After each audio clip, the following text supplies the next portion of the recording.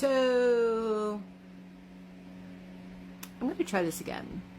All right, yesterday I tried to do a review of this book, All That You Are by Elicia Roper. TikTok didn't like me reviewing this for some reason. First, they didn't like the music I used and hit me with some kind of a copyright thing and muted the video. So then I tried re-uploading it and I was hit with a guideline violation. No idea why. They never specified. I did do a appeal. I won the appeal, but then they muted it again for the music. I used aesthetic, which is a common one that I use here on TikTok, and I've never had a problem with it before, but I'm just going to try again. Just trying again. Anyway, back to the book. All That You Are by Elicia Roper. She actually came to me in my DMs here on TikTok and introduced herself to me and talked to me about the book a little bit. Now, mind you, I'm sitting on over 40 books in my Kindle library that I have not read. I really should start reading some of them. So I'm just adding books upon books, but she really gave a compelling argument for why I needed to add this to my library. So these are the tropes that she told me about that really kind of piqued my interest in wanting to read the book. She said it's heartwarming and emotional with mental health representation, which I think is super important. The main couple is an interracial couple. He plays guitar, cooks, and is sweet to his sister, which, yes, he's 19 in the book, and I believe his sister is 11, so there's an age gap between him and his sister, and he is super protective and is super sweet to his little sister. It is such a cute dynamic. She's a bookworm and is a kind-hearted soul. Entertaining family dynamics, super cute in the book. The family, the friendships, just the way they come together, the game nights, really funny. You definitely will be entertained by that. She cares for him when he has nightmares. The strong female lead with a big heart. Dual point of view, meaning in one chapter it's the main female character's point of view. In another chapter it'll be the main male character's point of view. Firecracker, heroine, wholesome relationships. I mean, there's a lot of things that kind of piqued my interest, and I decided to get the book. Now, I am past my Kindle Unlimited number of books that I'm allowed to have. In other words, I'm limited on my Kindle Unlimited. I would have to return one of my unread books in my library in order to get this book, so I decided to just buy the book instead of actually getting it for Kindle Unlimited. But there are different ways that you can get the book. It is in paperback, it is for Kindle Unlimited, or you could purchase the book for your Kindle for $5.99. I decided again to buy the book because I don't want to return any of my Kindle Unlimiteds just yet. Now, I absolutely loved this book. I would rate it a 5 out of 5 stars because this book was just everything that I really like in a romance book. The main female character is Athena, and Athena is my girl 100%. First off, she likes cars. I love cars. I'm a car girl. 1967 Chevy Impala, y'all know why. If you don't know why, we can't be friends. But you know, I love classic cars, I love racing, things like that. So I'm a car girl, and Athena likes cars, so she's cool with me. She's also a bookaholic. She has more books than she can read. And she karaoke's.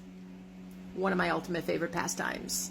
In fact, my go-to is usually whenever I get up to the karaoke stage, the first song I'll do when I go karaokeing is You're Beautiful by James Blunt, but I'll sing the You're Pitiful lyrics by Weird Al Yankovic. So Athena's my girl.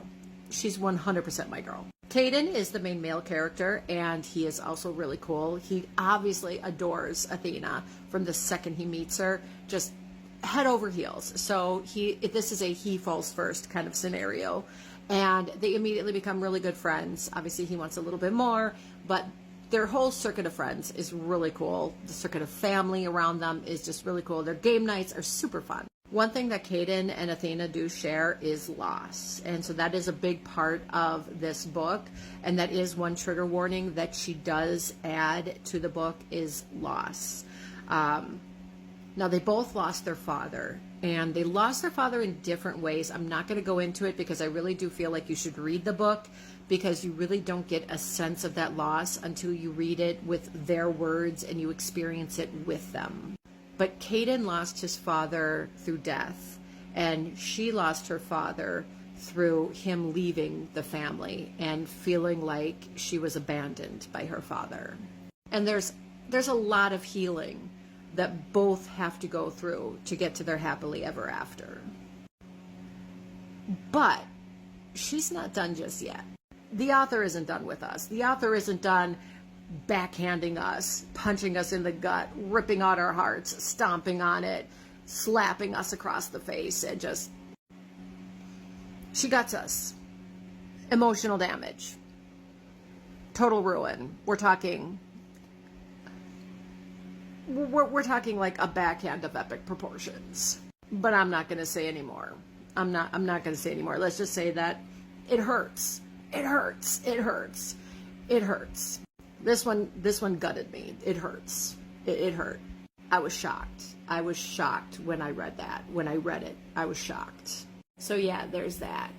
Anyway, we still get to a happy ending somehow, but there are triggers along the way, such as discussions of death, abandonment, and serious health issues. We also have a talk of mental health. And that's one thing I do like about this book, is the author does give resources at the end of the book. Now, these are for the UK and Canada, but I really do feel these are super important. These are mental health resources for Canada, Wellness Together Canada, the Canadian Suicide Prevention Service, Crisis Service in Canada, and this is a toll-free number if you need it.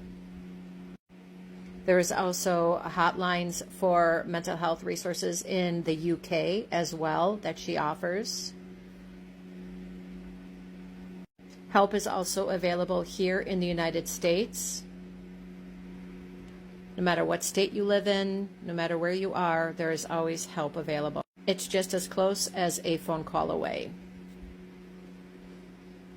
So these are things to take into consideration when reading this book. Here are the tropes in this book.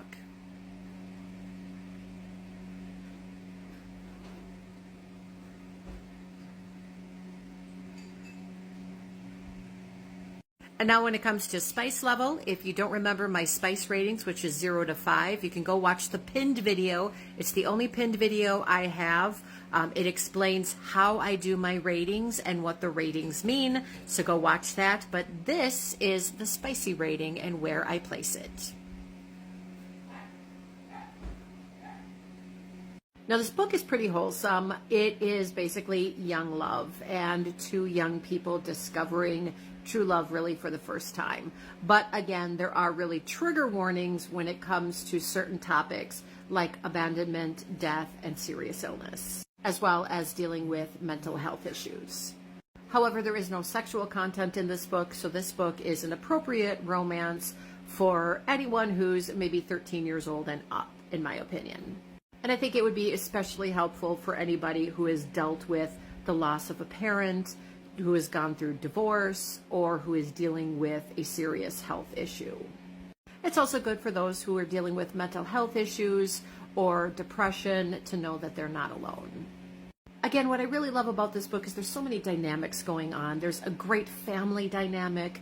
It's a book about two people who are healing, and it's just a really sweet book, and I just think that you guys should get out and read it. Once again, All That You Are by Elicia Roper, and hopefully TikTok will actually let this review stay up.